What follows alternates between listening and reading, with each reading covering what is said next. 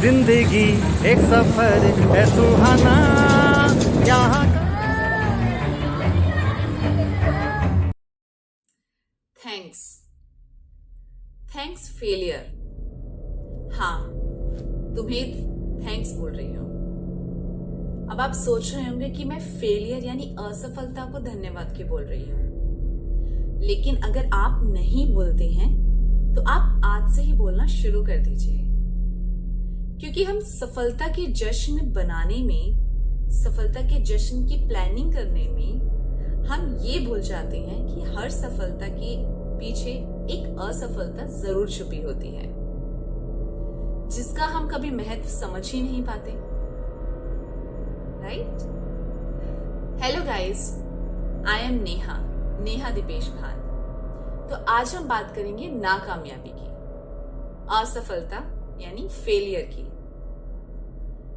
जिसमें हम ये तो जानते हैं कि असफलता हमें जरूर मिलेगी, लेकिन हम उस फेस ऑफ अ फियर से हम डरते हैं, हम उस फेस ऑफ अ फेलियर से हम डरते हैं।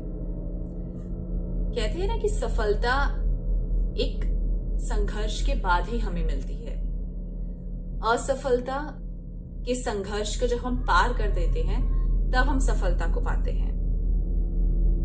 तो आज मैंने नाकामयाबी यानी असफलता को एक खत लिखा है, जो एक छोटा सा खत एक नाकामयाबी के नाम।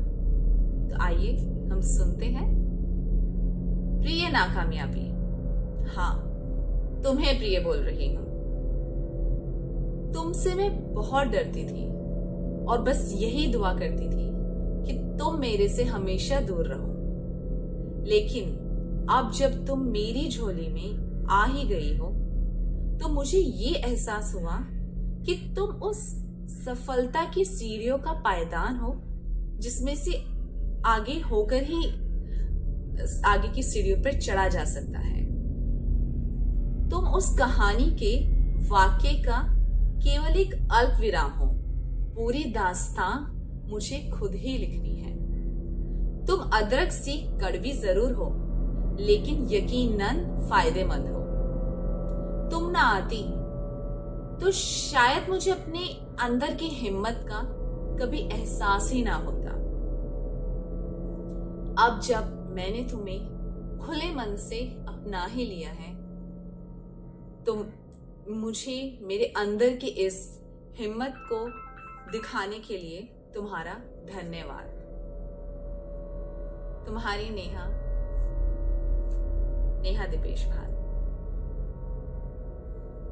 हेलो गाइस, तो आज हम बात कर रहे हैं नाकामयाबी की, जो हम कहीं ना कहीं जरूर फेस करते हैं।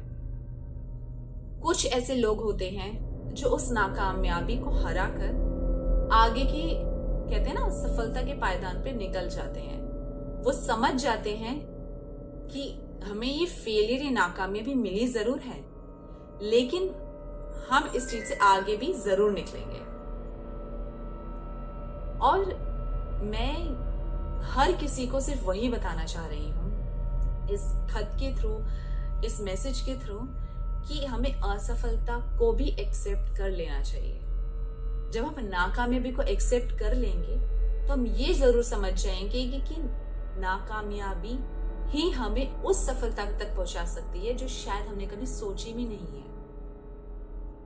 कहते हैं ना कि उस यूनिवर्स का, उस भगवान का, नेचर का, आप कुछ भी कह लीजिए, उनका जो टाइम होता है वो हमारे टाइम से हमेशा डिफरेंट होता है।